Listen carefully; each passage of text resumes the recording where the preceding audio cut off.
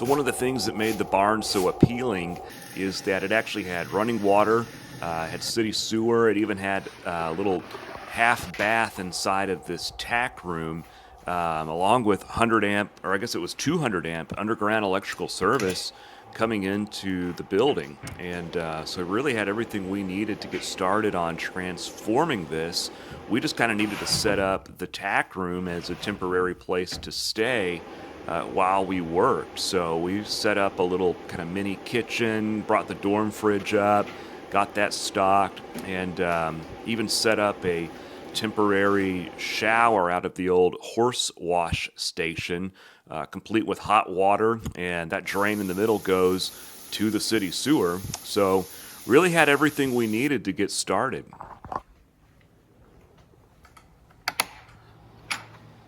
Now, this isn't a place that you'd want to live per se, but for a few nights in a row, it's not too bad. And it definitely beats spending 130 whatever dollars a night at the Fairfield Inn and Suites. So this is basically two horse stalls. So I think it's 11 feet deep and about 18 or 19 feet wide, and that includes the little half bath that you can kind of see here in a second. You had everything you needed in this room, and it worked great. Probably spent 45 or so nights in this little room.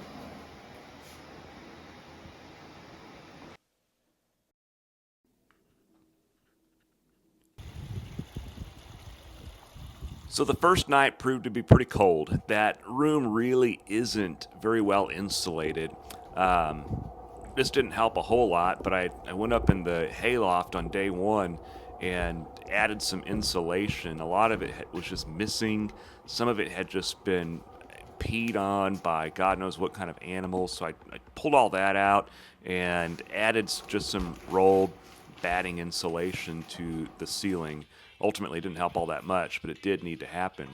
Then it was time to start taking down the horse stalls. These things were extremely heavy. They're all wrought iron and 1 inch thick cedar. So definitely a two-person job. I only made it so far before we realized we just absolutely needed help.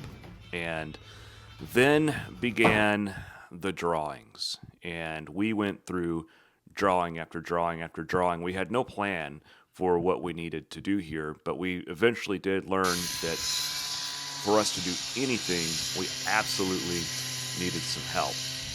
And so got my concrete guys involved in doing some of the demo, tearing out a lot of the concrete and the horse dividers and some of the concrete pony walls that supported those horse dividers. And then we started pouring concrete to get some floors in, because what we did realize is that ultimately we were going to have to go pretty big with this. We could not, in our design, do anything that was going to be dinky. Every time we came up with a new plan, we ended up adding on to it.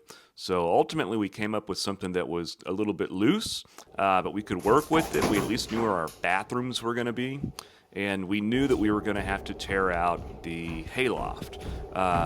Even though it was at the 10-foot mark, it was fairly high. We realized that we really needed to blow out this kind of not very structurally sound hayloft and really expose the full height. The peak was 23 feet, I believe, at the peak of the roof, and really gave this thing a lot of character.